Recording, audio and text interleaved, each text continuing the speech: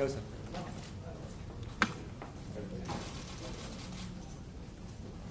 Steve, there's copies of whatever motions I was in the file for us. I think we're still in trial.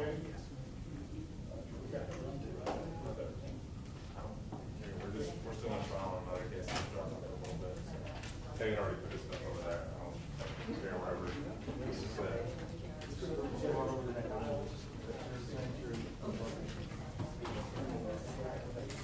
Guys, we need to get y'all to move back to the fourth row beyond. All that side of the prisoners over here.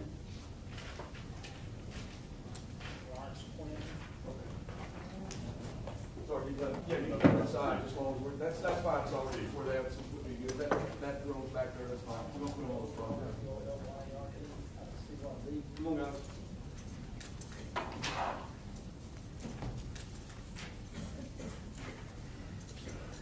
Gerald, give me.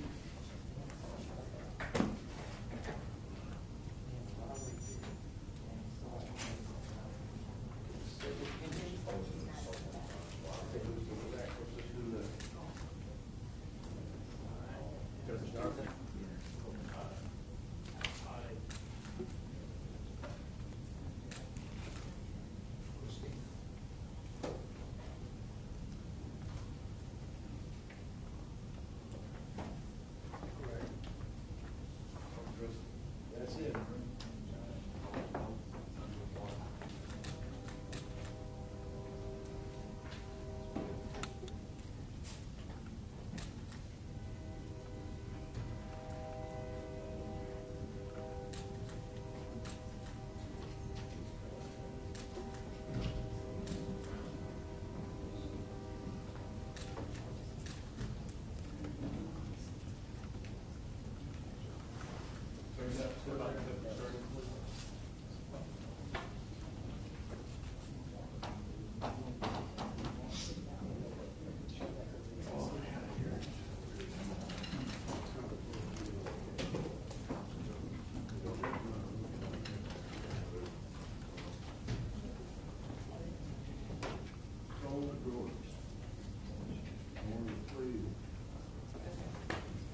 So she said she was going to put him on the docket for next week.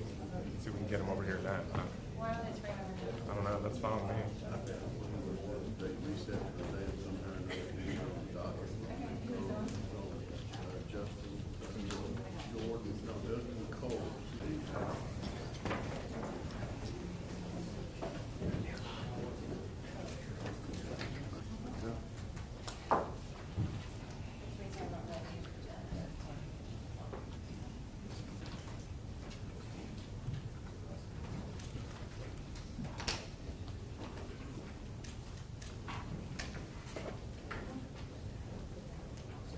All right, I believe this is the state's motion.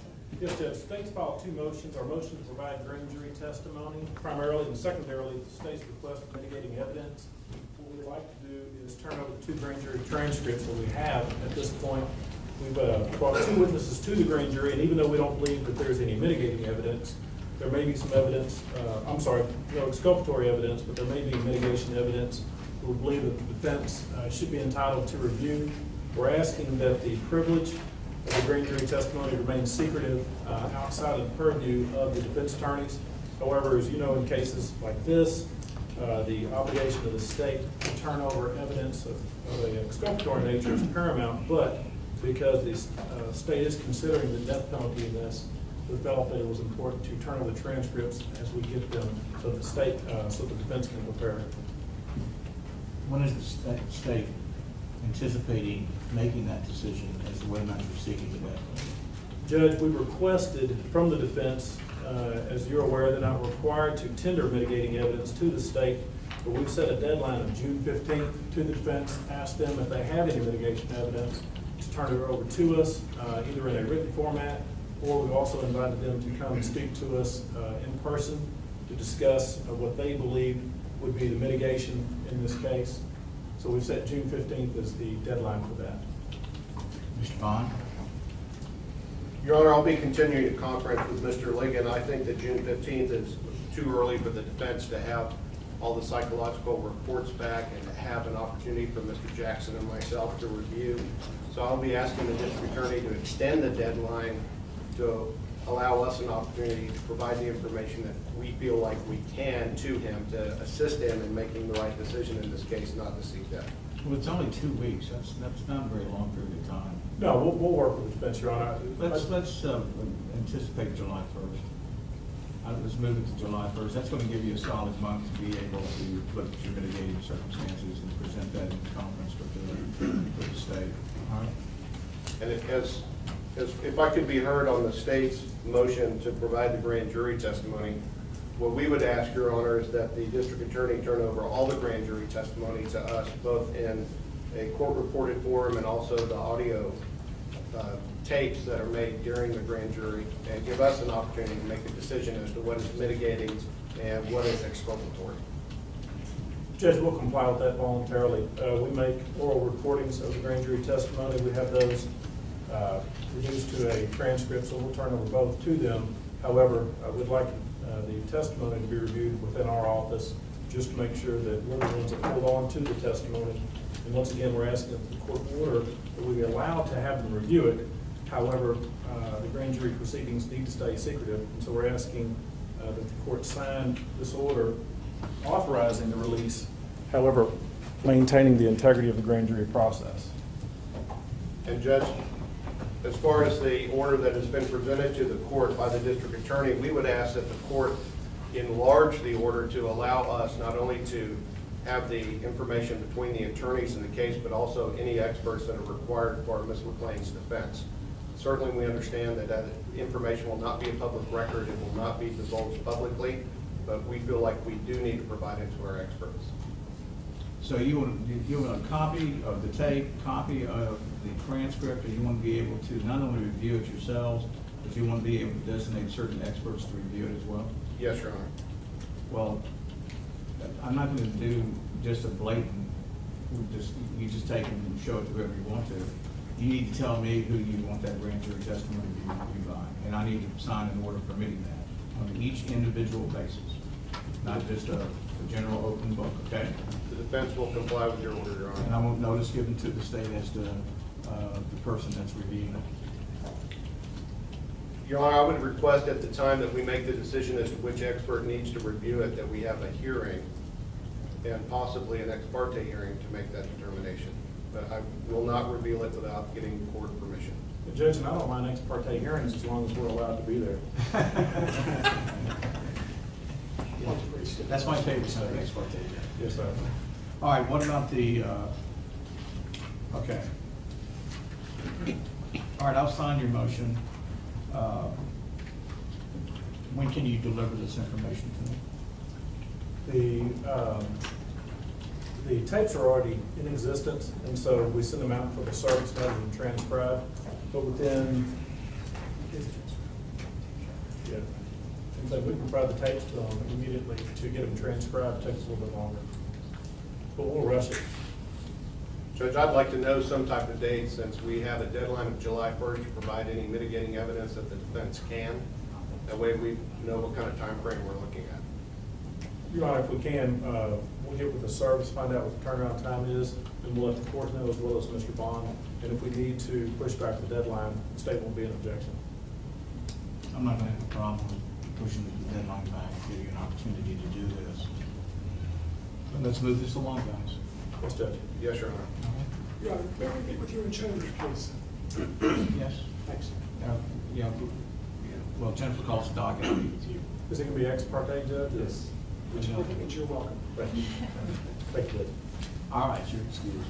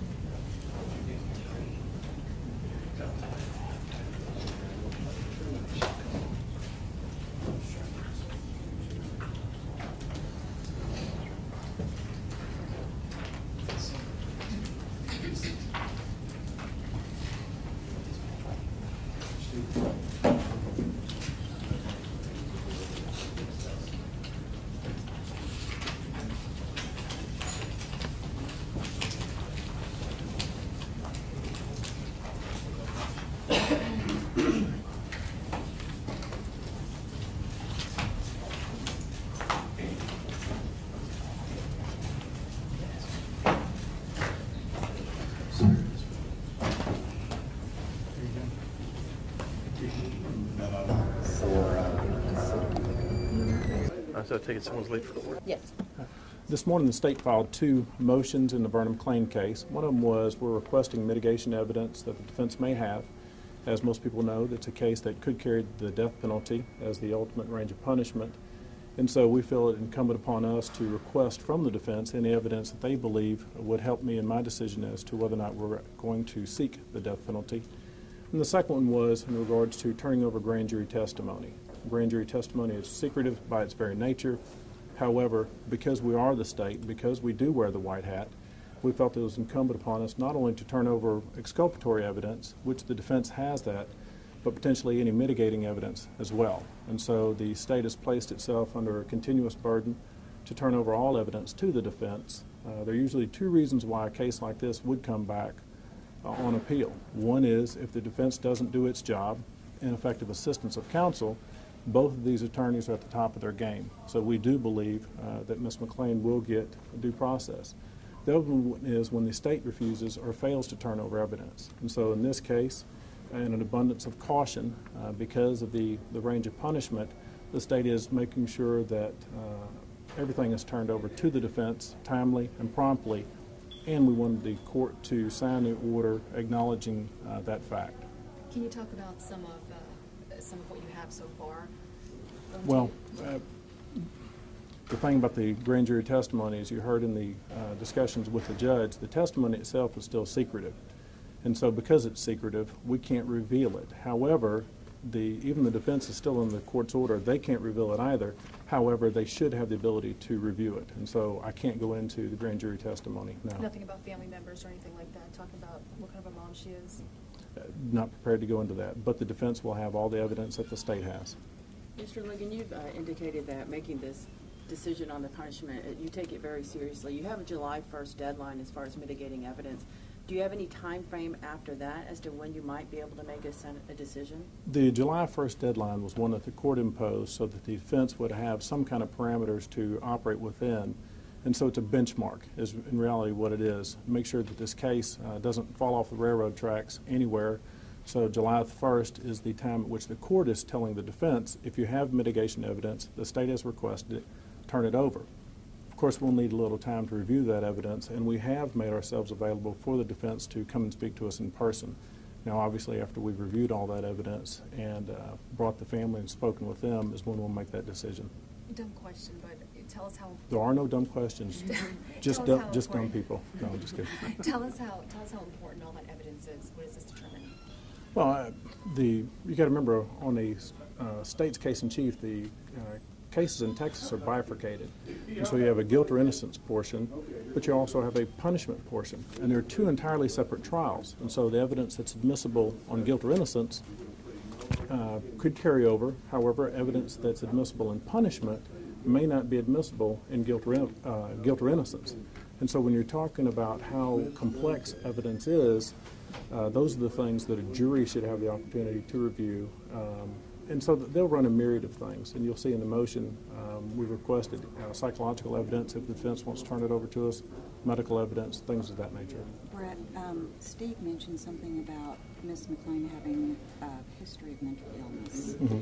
Is that something that may have been triggered by postpartum that you know, or was this before she was pregnant and lost the baby? It would be speculative on my part to figure out or to comment on when the fact that if she even has mental illness.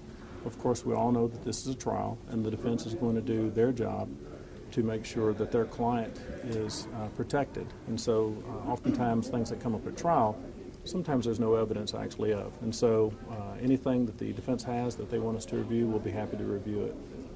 Mr. Ligon, when are you all back in court again? July the 1st. Okay, so that'll be the next time you go in. Yeah, that'll be the next formal time. However, what we've told the court is as evidence becomes available to us, what we'll do is notify the court, and if we're required to have a hearing, we'll bring the court in, have the hearing. That way we've got a nice, good, clean record moving up until the decision is made, and then secondarily to the date of trial. And so everything will be very clear, and there'll be a very clear record of this case. In all essence, how long could this take wherever it makes trial? Well, it could take several months. You got to remember there's forensic evidence that is still being tested. DPS as well as other labs will review everything from evidence in any case. I'm not talking about this case specifically because I'm not allowed to. However, in a general case, when you're talking about forensic evidence, whether it's a DPS lab or Sorensen or any other lab that's reviewing DNA or blood or what have you, oftentimes it's a matter of priorities. And so this is a capital murder case, and DPS puts those types of cases in a priority, but you're still talking several months before a complete picture forensically is available to the state and to the defense. Brad, I understand that you don't have to turn over the grand jury transcripts. Correct. So in this case, why are you making this available? In an abundance of caution. One of the issues that I feel that the state should always be is in the position of fair play and the position of wearing the white hat, as in one of the good guys. And so there is no duty for us to turn over anything other than exculpatory evidence. However, going even further to ensure adequate due process in this case, we've asked the court to allow us to turn over what could potentially be mitigating evidence to the defense. As I stated earlier, there are two reasons why cases like this are reversed on appeal later on, not this case, but cases in general. And one is whether or not the defense attorneys are doing their job. And as I said, these two guys are at the top of their game. They're going to do their best that they can for their client. The other one is when the state either inadvertently or purposely does not turn over evidence that they're required to do so. And so we're making a very clean record for anybody who reviews this record later on, exactly what we've done to not only comply with the minimum standards, but to actually show this as a guideline for the way that other DA's offices should behave in similar cases. How unusual is it to make this kind of move? Oh, in a case like this, it shouldn't be unusual. It should be what the state should do in cases like this, because it's the type of evidence that is going to be made available to a jury. And so I can't comment on other DA's offices, but our office believes in fair play. Thank you, Mr. Ligon. Okay, thank you. Thanks, Brad. You make it? Meaning Shirley? You know what? Yeah. Mr. Bonso, give us an idea of what happened in court today. Well, today was pretty much a unique hearing. Through our conferences with the district attorney, we had made them aware that we wanted to get some of the information that had been presented in the grand jury. And I believe because the nature of the evidence that they have received, that they felt like they were beginning to have a duty to divulge it to us. They've done this voluntarily in court today, which we really appreciate. But we need the information in order for us to provide the defense in this case for Ms. McClain. Is it unusual for the prosecution to make that kind of move? It is unusual for them to come to court themselves and initiate it. We had some discussions prior to, but it is unique. But I believe the district attorney in this case understands the seriousness of the offense and will do everything that they can through reciprocal discovery to provide us the information. And you cannot tell us kind of what, I understand grand jury testimony is secret. Is there any way to give us a general idea of what it is that we're talking about? Well, we haven't actually heard any of the grand jury testimony at this point. We do have information through our own investigation that leads us to believe there will be some mitigating evidence and possibly some exculpatory information.